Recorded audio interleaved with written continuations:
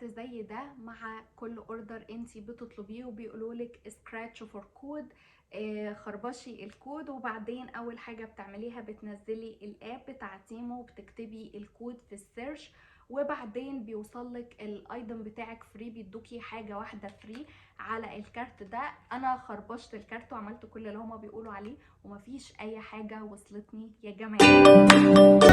ده انا عملت الاوردر من تيمو، والنهارده هجاوبكم على كل الاسئله اللي ممكن تخطر على بالكم. ويا ترى الاب ده فيك ولا مش فيك؟ طب نصب؟ طب هيضحكوا علينا؟ طب هياخدوا فلوسنا؟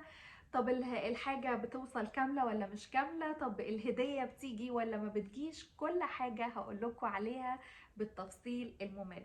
اول حاجه عايزه اقولها لكم، هو اب زي اي اب، هو زي شي ان لما طلع وعايز يعني يكون زي امازون، بس يعني ده في الاحلام. هو اب يا جماعه كتير جدا، احنا بنشوف اب وويب سايت وبنشوف ياما مواقع كتير، بس هقول لكم على تجربتي معاه. في الاول انتي بتنزلي الاب بتاعك، تنزليه من حد يكون منزل اب قبل كده، علشان لما بتفتحيه بكود الاولاني طبعا بيعرف ياخد الهديه وهكذا. يعني زي مثلا انا نزلت الاب فبديكي الكود، فانتي تنزلي الاب فانا اخد هديه، فصاحبتك تنزل الاب بالكود بتاعك انتي فانتي اللي تاخدي الهديه، وهكذا. اي حد طبعا بيكون عايز يعمل حاجه وينجح فيها طبعا بيضحي في الاول وبيضحي بفلوس علشان الدنيا تبقى تمام. فهي دي الفكره، مش فكره ان هو نصب ولا ان هو مش عارف هاكر على الموبايل ولا الكلام اللي هو بيتقال ده كله. لا اطلاقا، مفيش حاجه من ده كله. انا وصلني الهديه، انا كنت اخترت البيانو ده وصلني بعد قد ايه، ما اخرش يعني، وصل في حدود 4 ايام 6 ايام مش فاكره بالظبط. وبصراحه لما وصل انا قلت هعمل اوردر علشان الاسعار غريبه، يعني هو تقريبا هيغلب شيئين في الاسعار. فقلت هشوف معاكم بقى الاوردر عامل ازاي. هو الاوردر وصل، وطبعا من البدايه يعني انا قلت هقول لكم على كل حاجه بصراحه، مش هو ده بس الاوردر اللي انا طالباه، مش هو ده، في حاجات ناقصه. فخلينا نشوف ايه اللي جه وايه اللي ما جاش. اول حاجه ده الريموف، ده كريم انا كنت مشترياه، ده حقيقي انا عامله الاوردر فهو ده جه صح. ده كمان كريم انا قلت هجربه، هعمل لكم عنه فيديو وهقول لكم عليه وهقول لكم النتيجه برضو بكل صراحه، فاستنوا الفيديو بقى. طبعا ما تنسوش اللايك والسبسكرايب علشان يوصلكم مني كل جديد. نيجي بقى لايه، البي بي كريم. البي بي كريم ده برضو انا كنت طالباه، هجربه معاكم برضو. ودي باودر، ودي باودر للوش انا برضو جايباها علشان هجربها معاكم.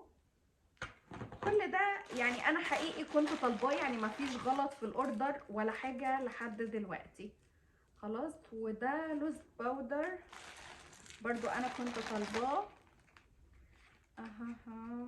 دي ايه دي بقى؟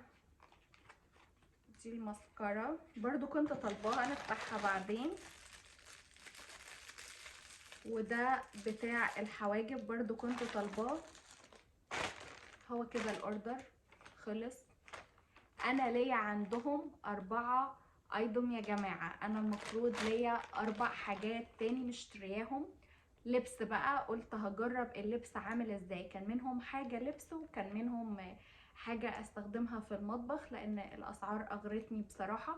مفيش حاجه وصلت، اديلي اكتر من اسبوع وكنت مستنيه ومش عايزه اعمل الفيديو ده ولا اديهم سمعه مش كويسه، بس مفيش حاجه وصلت. كل ما بنتواصل بيقولوا خلاص ماشي هنبقى نرجع لك الفلوس او نجيب لك الحاجه، ولا بيرجعوا الفلوس ولا بيجيبوا الحاجه. الكلام ده اديله اكتر من اسبوع، فمش عارفه. بس هو الحاجات اللي انا طلبتها هي يعني اكتر من نصها وصلت، لكن اللبس كنت طالبه 3 قطع لبس، لا كنت طالبه قطعتين لبس، سوري كنت طالبه قطعتين لبس اطفالي، وكنت طالبه حاجتين تاني مفيش اي حاجه وصلت منهم.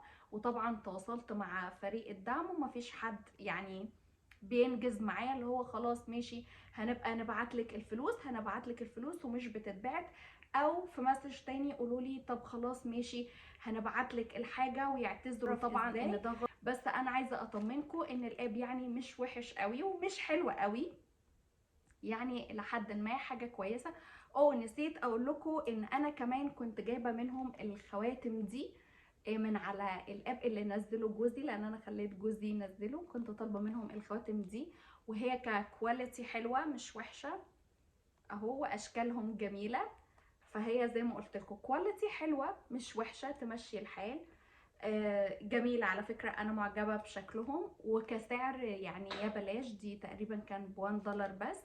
هو طبعا منزل في الاسعار علشان خاطر يعني هو لسه في الاول وهيكون زي شي ان بالنسبه للاسعار والحاجات، بس بصراحه شي ان اثبت وجوده، يعني هو طلع فعلا كويس. لكن تيمو ده انا مش عارفه لو في حد حصل معاه نفس الموقف او حصل معاه موقف شبيه كده ويقول لي اتعامل ازاي او حقه ارجع له ازاي، يا ريت يقول لي. بس انا بطمن الناس اللي هي خايفه وبتقول ان هو مش عارف هاكر على الموبايل ومش عارف بيعمل ايه، مش عارف عشان يوصلوا الاكونت البنك. لا بصراحه ما فيش اي حاجه من ده كله. فالاب ده انا بصراحه مش هقدر اقيمه دلوقتي، ولو حصل اي جديد انا اكيد هكتب لكم في الديسكريبشن على الفيديو ده. ودي كانت اسئلتكم يعني اللي هي كانت بتتسأل لاي حد ببعت له الكود بتاع الاب ده، فحبيت ارد عليها في فيديو. وكده خلاص الفيديو بتاعي خلص، ويا رب يكون عجبكم واشوفكم على خير يا رب يا رب في فيديو جديد. مع الف سلامة.